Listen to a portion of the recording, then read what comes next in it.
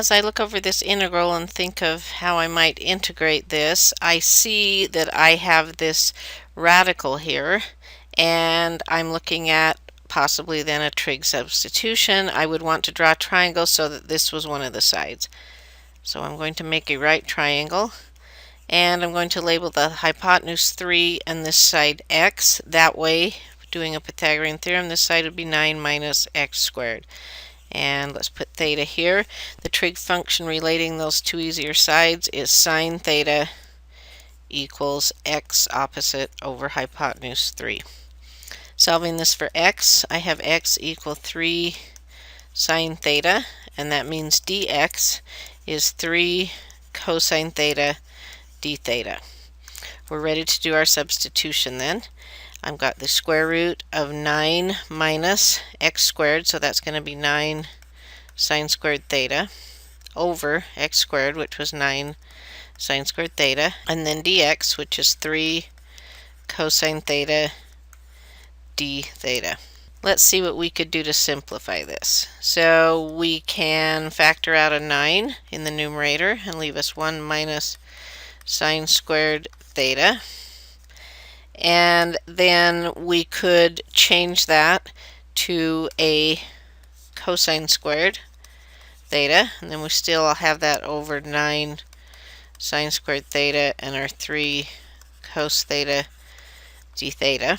Let's go ahead and square root here, so that will leave me the integral of 3. We have cosine theta when we square root, but multiplied by a cosine theta here, so that's cosine squared theta, and this 3 will actually become a 9 because we multiplied the two 3's together, and that's over 9 sine squared theta and d theta. Now the 9's will cancel, and we know that cosine theta over sine theta is cotangent, so this is cotangent squared theta d theta. Now thinking of an antiderivative, do I know an antiderivative for cotangent squared theta? And I don't, but I can use a Pythagorean identity, and I can express as cosecant squared theta minus 1, and that's helpful because I do know an antiderivative of cosecant squared theta. So the antiderivative of cosecant squared theta is going to be negative cotangent theta. The antiderivative of negative 1 is going to be negative theta plus a constant. Now the last thing we have to do is get this back in terms of x, and we use our triangle to do that. So we have negative, I need cotangent theta. Cotangent is adjacent over opposite, so that's going to be the square root of 9 minus x squared over x minus, now I need theta.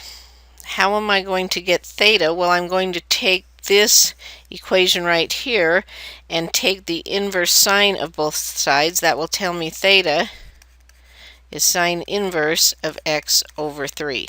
So I can put that substitute for my theta. That's going to be sine inverse x over 3 plus a constant.